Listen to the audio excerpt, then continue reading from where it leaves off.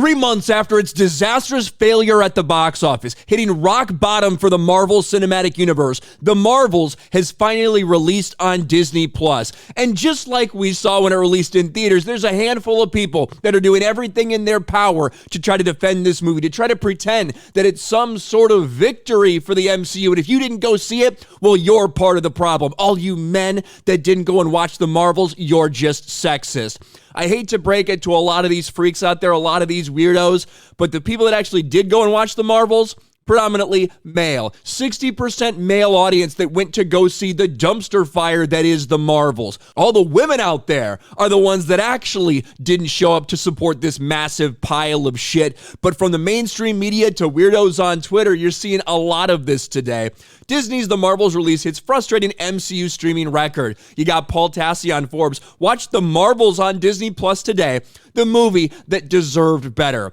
When it comes to The Marvels, for some reason, the mainstream media is so afraid to blame anyone involved with it. You can't blame any of the cast. You can't blame the unqualified director who was hired solely because she's a woman and because of the color of her skin. You can't blame any of that. It's just an unfortunate series of events that led to the most cringe girl power team-up movie we've seen for the MCU fail and flop on its face. Here's another article saying, well, it's not really as bad as you might think. Stream it or skip it. The Marvels on Disney Plus, an uber goofy MCU outing that's not as bad as you've probably heard. But when it comes to its actual box office performance, this movie is absolutely as bad as you've heard. The worst thing we've seen in the history of the Marvel Cinematic Universe, a horrific opening weekend, $200 million worldwide. Worse than anything in the world. And the fact that this movie cost over $300 million. We don't even know what the total cost is when it's all said and done.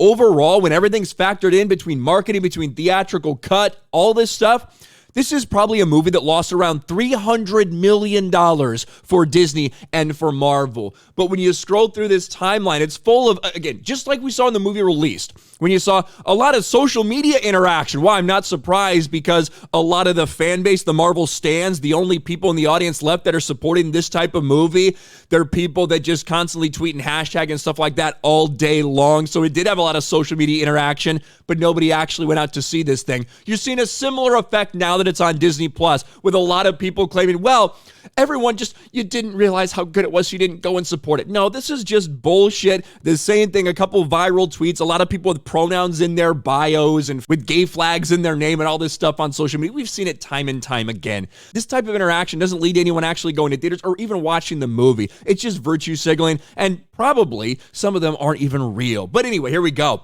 The Marvels is finally on Disney Plus, and I'm watching it, kind of regretting not making it to the movies to see it. I'm only 32 minutes in, and I'm loving it. When Fury said, "New rule, no touching new shit," I almost choked on my coffee. I'm such a nerd. Awesome. There you go. I mean, there's a damn musical planet. How is The Marvels not more popular? Anyways, rewatching on Disney Plus and having a blast. Oh, yes, amazing. I really regret not seeing The Marvels in theaters. Why didn't anyone tell me it was good? We really did try to tell y'all. Again, people thinking that a couple posts on social media, they get a couple thousand likes, equate to some massive, huge box office success if these people would have given it a shot in the theaters. Yeah, this tweet that went viral. Everyone and anyone who has slandered the Marvels in the past must issue an apology to me and other defenders of the Marvels, everyone who was involved in making the film, and yourselves for being prejudiced against a fucking movie, not seeing it for yourself. This got ratioed 1.2 thousand comments to 1.1 likes. Not exactly a surprise. I love seeing people praising the Marvels, but I hate seeing posts like, "I finally saw the Marvels. It was great. This movie deserved better." Do you think that maybe it's almost like it's a campaign out there right now? There's a lot of people that are trying to push for that, from people in the mainstream media to activists on social media. Do you think that maybe there's a chance that that's the case? Just like we saw when this piece of shit just came out, people trying to convince you that it's really not that bad. The Marvels is a cataclysmic disaster. The biggest flop we've seen in the history of the MCU. The thing that made nearly everyone be forced to admit that there is a problem with Marvel and that it needs to be turned around, that it needs to be saved.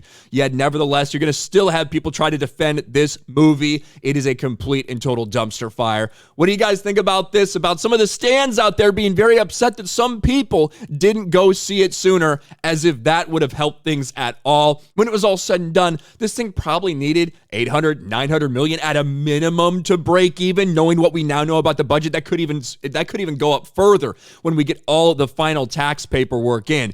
But what a nightmare. Let me know what you guys think about this in the comments section below. Smash a like button, subscribe to the channel, ring the bell for notifications, share this video out there, and I'll talk to you later.